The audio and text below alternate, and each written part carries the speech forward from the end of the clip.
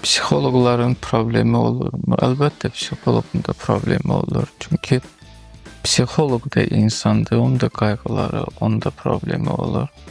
Psixoloq yalnız seans keçəndə, psixoloji konsultasiya prosesində o psixoloqdur.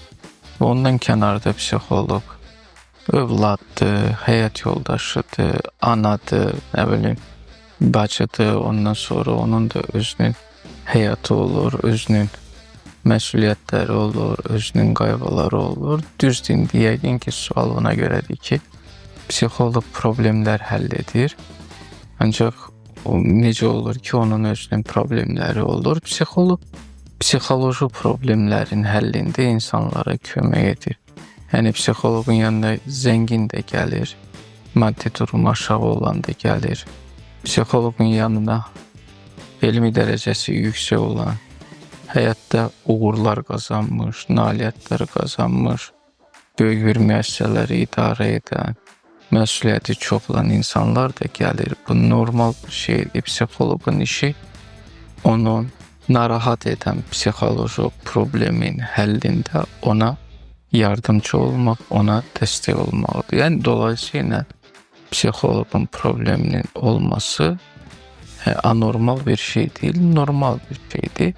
Sadəcə o problemin nədən qaynaqlanması, o problem nədən yaranır, buna diqqət eləmək lazımdır. Yəni psixoloq özü bunu həll edə bilərmi? Həll edə bilərsə, bunu həll etmirsə, o zaman buna belə deyək, başqa bir istiqamətdən yanaşmaq olar. Ancaq bütövlükdə həyatdan gedirsə, söhbət orada psixoloqların qayğıları ola bilər.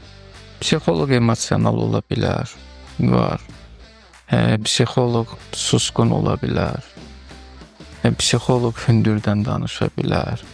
Psixoloq biraz səs tembri aşağı ola bilər.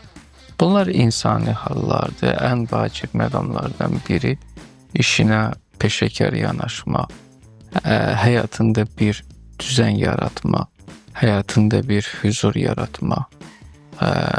Mənə görə vacib bir məqamlardan biridir. Çünki bir psixoloq içində huzurlu deyilsə, bir psixoloq özü ilə barış şəraitində yaşamırsa, mən düşünmürəm ki, o digər insanlara faydalı ola bilsin. Yəni psixoloq yaxşı mənada birinci özünə faydalı olmalıdır, sonra digər insanlara fayda verə bilsin. Birinci psixoloq özünə dəyər verməlidir, sonra digər insanların həyatına dəyər ata bilsin. Yəni bunlar biraz fərqli şeylərdir. Bütövlükdə bəli, psixoloqun qayğıları ola bilər, psixoloqun problemi ola bilər, ancaq psixoloqun o problem, o qayğıya yanaşma tərzi də bu vacib bir məqamdır.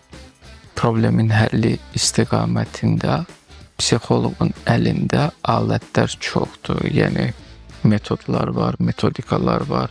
Ən azından özündə motivasiyanı necə formalaşdırmalıdır, işini necə planlamalıdır, ünsiyyət necə qurulmalıdır, böhran vəziyyəti necə idarə olunmalıdır. Bu cür situasiyalarda əlbəttə hər bir psixoloq səriştəli olmalıdır. Çünki bu səriştə, bu bacarıq bunda var. Var ki, bu istiqamətdə insanlara kömək edir. Bütövlükdə mən problem və məsuliyyətə bir həyat prosesi kimi baxıram. Bu olan bir şeydir. Önəmli olan psixoloq bunları doğru bir şəkildə həll etməyi də bacarmalıdır.